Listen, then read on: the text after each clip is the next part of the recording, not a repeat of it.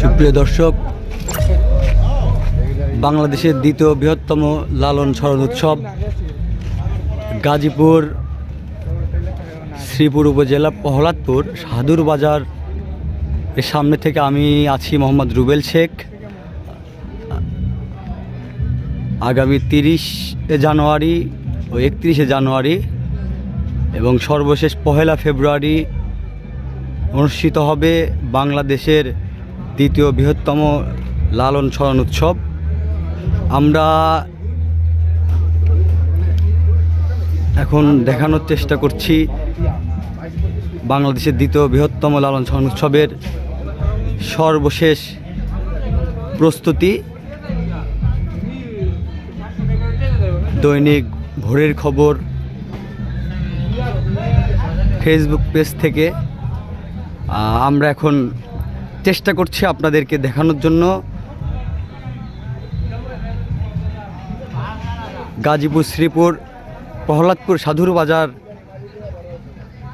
ফকির খালেক সাইজির আখড়াবাড়ি থেকে, যেখানে প্রতি বছর অনুষ্ঠিত হয় বাংলাদেশের দ্বিতীয় বৃহত্তম লালন স্মরণ উৎসব মেলা।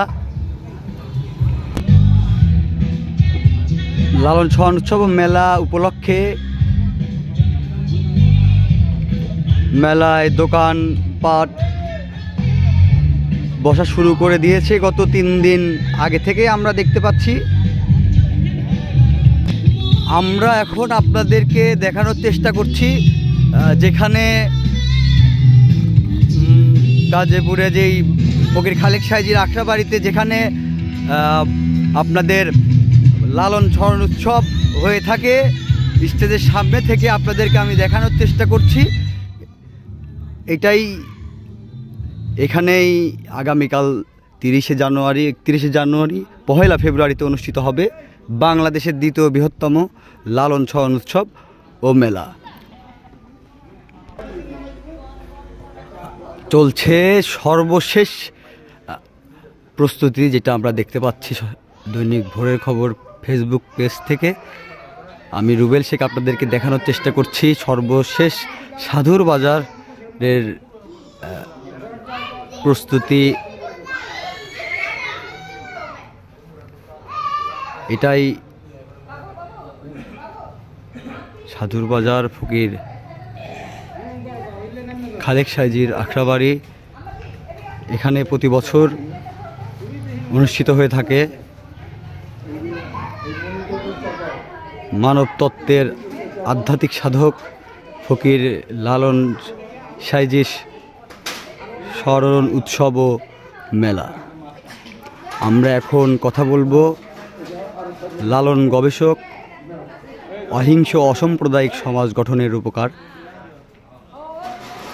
আধ্যাত্মিক গুরু ফকির খালেক সাইজির সঙ্গে। সত্য বল, সুপথে চল ওরে আমার মন, মানুষ বুঝলে সোনার মানুষ হবি, মানুষ ছাড়া খেপারে তুই মন হারাবি। মানুষ তত্ত্ব যার সত্য মনে, সে কি অন্য তত্ত্ব মানে।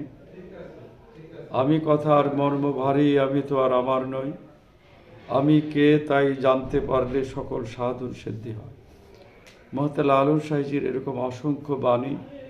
বাড়ির পার্শ্বে আরশি নগর, সেথায় এক পড়শি বসত করে, আমি একদিনও না দেখিলাম তারে।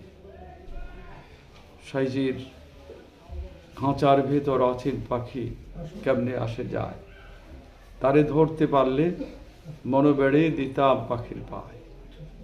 এই যে সাইজির এই মহামূল্যবান বাণীগুলো প্রচার করার জন্য 2013 সাল থেকে এই বাংলাদেশের দ্বিতীয় বৃহত্তম লালন স্মরণ উৎসব নামে গাজীপুরে সাধুর বাজারে এই লালন স্মরণ উৎসব 13 সাল থেকে শুরু হয়েছে। বিগত দিনগুলোর মধ্যে এই যথাক্রমে প্রোগ্রামগুলো হয়ে আসছে। তো এবার এটার উদ্দেশ্য হলো সমগ্র বিশ্ব মানুষগুলোকে সত্য এবং সুপথের আওতায় নিয়ে আসা।